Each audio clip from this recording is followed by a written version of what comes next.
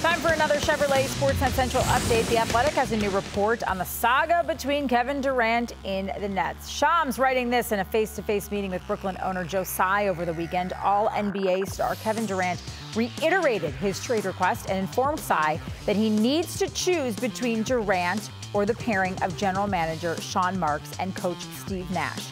Durant stated he does not have faith in the team's direction, sources said. Time now for Carrying the Load, which is brought to you by the Chevy Silverado. Shams writes about trade candidates, quote, the Celtics, Toronto Raptors, and Miami Heat remain the most significant candidates to acquire Durant, sources said, with Boston's package centering around all-star forward Jaylen Brown seen as a viable deal. Tsai and the Nets have made clear privately that they will take every last asset from a team that trades for Durant, sources said. This was really stuck out to me. Durant has grown close with Boston coach Ime Udoka in recent years after Udoka spent a year with Durant as an assistant in Brooklyn and later with Team USA for the 2020 Tokyo Olympics, end quote. Time now for the Daily Thread on this very topic. We've got Ryan McDonough and Amina Smith here with me. Ryan, I'm going to start with you. It's starting to feel more and more like Kevin Durant to the Celtics might just actually happen. Might it? Trenni, I think it's a realistic possibility at this point. I think what Kevin Durant did over the weekend, meeting with Nets owner Joe Tsai, he doubled down on his earlier trade request. You guys remember that happened just at the end of June, right before free agency started. And in a lot of ways, it overshadowed free agency because this year wasn't the most exciting free agent class. Now KD has doubled down. The situation's obviously changed a little bit. Phoenix, by re-signing DeAndre Ayton, matching the offer sheet with Indiana, they're probably out of the equation in the short term.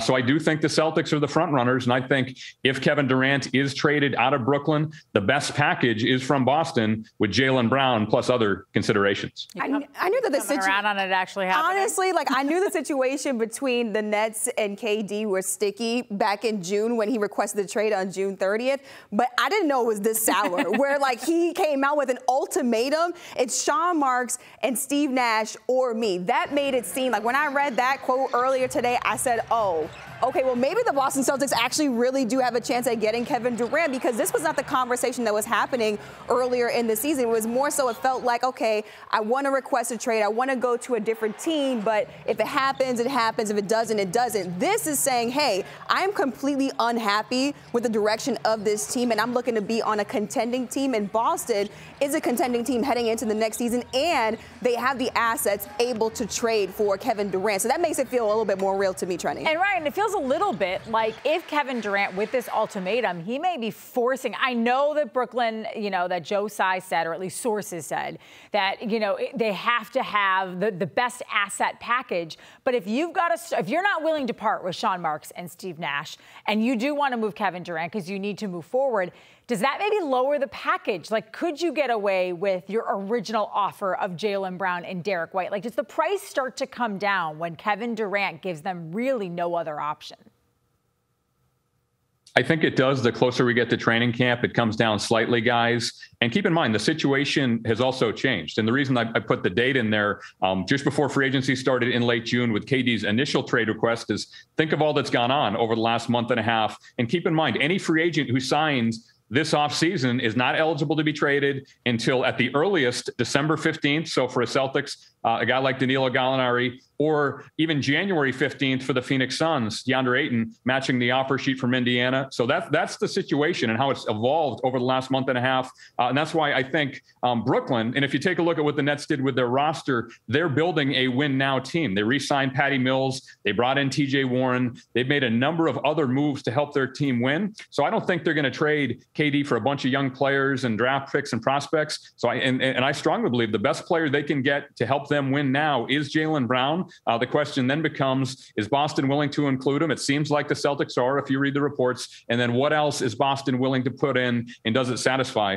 the Brooklyn Nets? I mean, I know it kind of felt like a throwaway paragraph because it was the last paragraph of the entire article. But the part about Kevin Durant's budding relationship with Ime Udoka, how well he gets along, that to me was maybe the biggest indicator that this might happen because Kevin Durant might actually want to come here and want to play for Ime Udoka. I think that relationship is very important. And actually, when we were covering the playoffs, I do make it a point to just watch the body language on the court, just to see how coaches and players are kind of interacting with each other. And KD and Ime Udoka, they were all smiles on the sideline. They're talking on the sideline. And I think that Kevin Durant, that relationship with Ime Udoka, with being with him with the 2020 Olympics and then also being with him in Brooklyn when Ime Udoka was an assistant, I think those are important ties. I think that people are kind of overlooking that. And we know that Ime Udoka, just based off of what players on this roster are saying, that he is a player's type of coach, that players, they love to play for him. They responded. I think they responded to him. And I think that's very important for KD. It's like, okay, can I have a relationship with a coach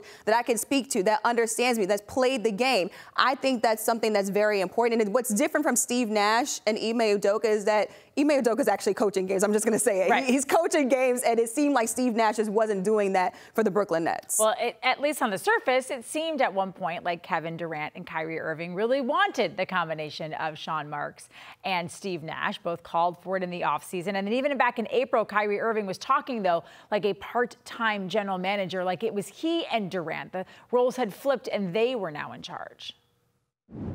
When I say I'm here with Kev, I think that it really entails us, managing this franchise together alongside Joe and Sean and just our group of family members that we have in our locker room, in our organization.